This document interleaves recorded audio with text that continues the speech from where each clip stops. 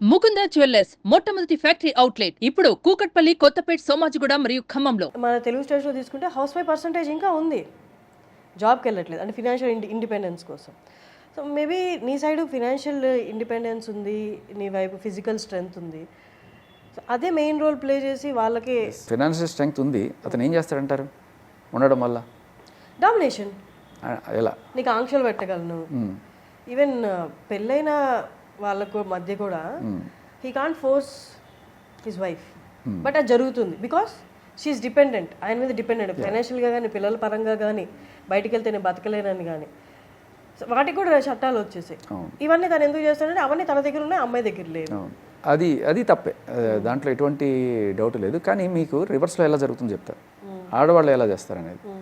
So వీళ్ళకున్న options ఏంటంటే చట్టం, నేను నీ మీద వెళ్ళి జస్ట్ ఒక కేసు పెడతా, మరి అదే నాకు 5 లక్షలు ఇస్తావు, 10 లక్షలు ఇస్తావు, 5 కోట్లు ఇస్తావు, 10 కోట్లు ఇస్తావు. దీనికి ఎవరైనా ఒక పోలీస్ ఆఫీసర్ సహకరించాడు అనుకోండి, ఆయన వెంటనే నాకు 30 లక్షలు, లేకపోతే నాకు 50 లక్షలు, నీ కేసు తీసేస్తా అని చెప్పి ఆయన మొదలెడతాడు. లాయర్ వస్తాడు, ఎగ్గా దిగా పీకు తింటారనమాట. సో మీరు అనుకున్న ఆ ఫైనాన్షియల్ స్టేటస్ ఏదైతే ఉందో జొర్రమని మొత్తం అని పీల్చేస్తారు వీళ్ళు. వీడికి ఎంత వస్తుందో తెలియదు కానీ పోలీసులకి లాయర్కి మాత్రం బ్రహ్మాండంగానే వస్తుంది, వాళ్ళకి వెళ్ళిపోతుంది. సో ఎవరికి ఆప్షన్స్ వాళ్ళకు ఉన్నాయి. బట్ ఎక్కడ అన్యాయం జరిగినా మనం ఖచ్చితంగా చేయాలి. సో ఇప్పుడున్న జరుగుతున్నది ఇదే.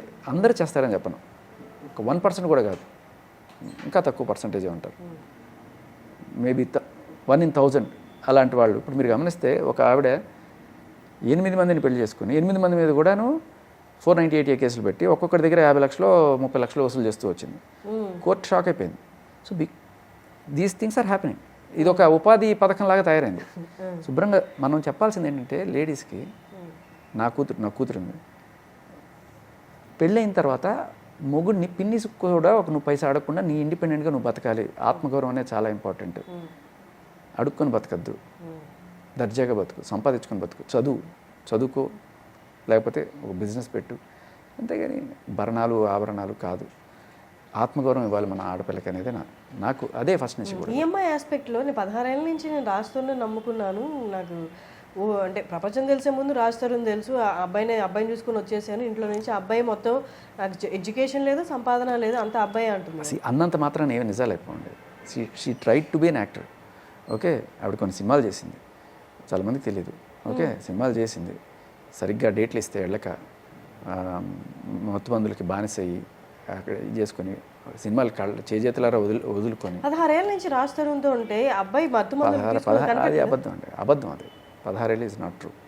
2014 ఐ థింక్ వాళ్ళు కలిసింది, కరెక్ట్గా 10 ఏళ్ళు ఇప్పటికీ. సో ఇంకోటి ఏంటంటే ఆవిడ రాజధాని కన్నా పెద్దది ఏజ్లో కూడా.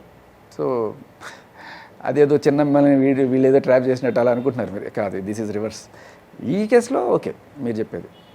జానీ మాస్టర్ గురించి మాట్లాడినప్పుడు షీ ఈజ్ మైనర్ అండ్ ఆవిడ రాజధాని చిన్న వయసులో వచ్చాడు కదా. నాకు సినిమాల్లోకి రాకముందు వెబ్ సిరీస్ స్కెచెస్ రాజధాని కన్నా 1 year పెద్దది ఈవిడ. 1 year పెద్ద. రాజధాని వచ్చినప్పుడే ఈవిడ she is in a position here.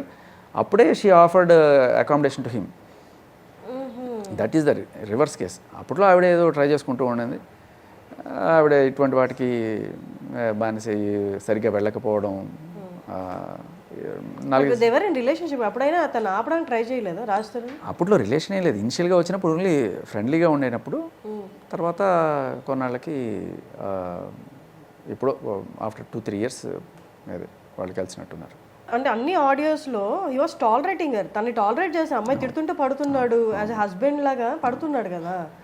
A husband పడతాడండి? అన్ని బూతులు.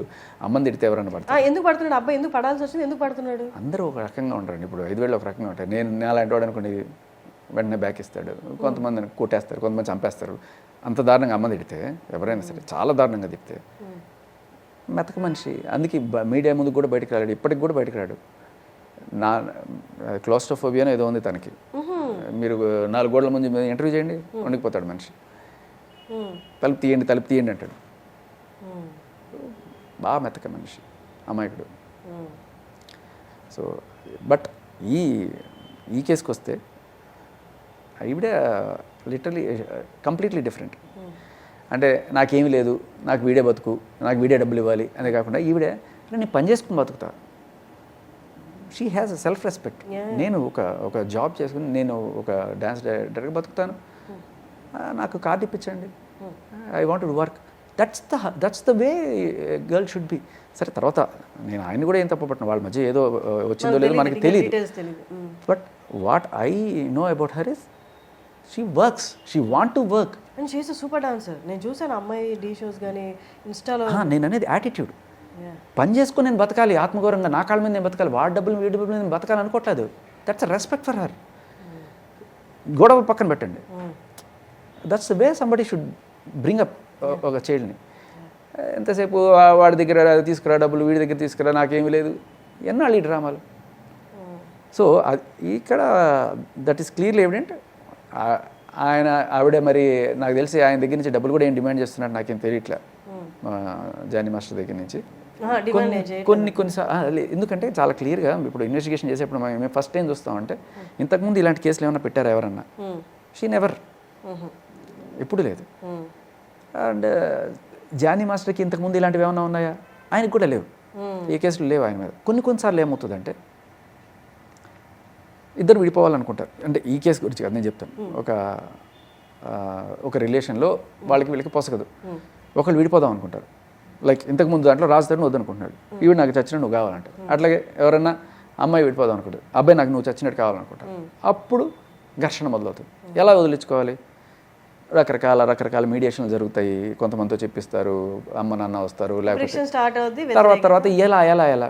సో మగాడికి తక్కువ ఆప్షన్ ఉంటుంది, ఆడవాళ్ళకి కేసు పెట్టామా, హెరాస్మెంట్ కేసు, లేకపోతే బ్లాక్ మెయిలింగ్ కేసు, వీడి నా ఫోటోలు పాతవి పెట్టుకొని నేను బ్లాక్ మెయిల్ చేస్తున్నాడండి, షీటింగ్స్లో కేసు పెట్టచ్చు, అలా ఏదో ఇంకా ఏదైనా సాక్ష్యాలు ఉంటే గట్టిగా 4 ఫోటోలు ఉంటే చాలు. అంటే ఇప్పుడు బేసికల్లీ పెళ్లి చేసుకుంటానని మోసం చేశాడు అంటే 493 పెడతారు, లేదు హెరాస్మెంట్ రేపు అంటే 376 పెడతారు. సో వదిలించుకోవాలనుకున్నప్పుడు ఇటువంటి ఉంటాయి. సో వాట్ ఎవర్ ఇలాంటివి జనరల్లీ అంతవరకు వెళ్ళరు. వదిలించుకోవాలని చెప్పి చిన్న సెక్షన్లో ఏదో పెట్టేసి బయటికి వెళ్ళిపోతే రేపు నాకేం జరిగినా ఈయనే రెస్పాన్సిబుల్, నన్ను కొట్టడానికి వచ్చినా తిట్టడానికి వచ్చినా, సో తర్వాత నా జోలికి రాడు, నా పని నేను చేసుకుంటాను అని చెప్పి అమ్మాయి అనుకోవచ్చు. అందుకని ఇలా ఒక కేసు పెట్టచ్చు. అలాగే అబ్బాయి కూడా కొన్నిసార్లు అమ్మాయి మీద పెట్టగలిగితే అది పెడితే ఓకే, వీళ్ళిద్దరికి మధ్య ఉంది కాబట్టి రేపు వీడికి ఏం జరిగినా లేకపోతే వీడికి ఏం జరిగినా వీళ్ళు రెస్పాన్స్ ఒక బైండ్ ఓవర్ రాసుకొని వెళ్ళిపోతారు. కానీ పోలీసులు కొంతమంది, ఈ కేసులో కాదు నేను చెప్పేది, కొన్నిసార్లు ఏం జరుగుతుందంటే జనరల్లీ ఇలా రాస్తే కేసు నిలబడదమ్మా, మనం గట్టి సెక్షన్లు పెట్టాలి, అబార్షన్ చేయించాడని పెట్టు, లేకపోతే రేప్ అని పెట్టు అని చెప్పి జరిగింది. ఇది 506 అంటే క్రిమినల్ ఇంప్లిమెంటేషన్, ఇంకా 2-3 అట్లాంటివి ఏమైనా పెడితే కరెక్ట్, వాళ్ళు ఏది చేస్తే అదే పెడితే అది పోలీసింగ్.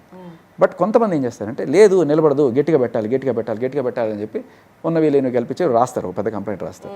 అది రాసిన తర్వాత పెట్టేస్తారు కేసు.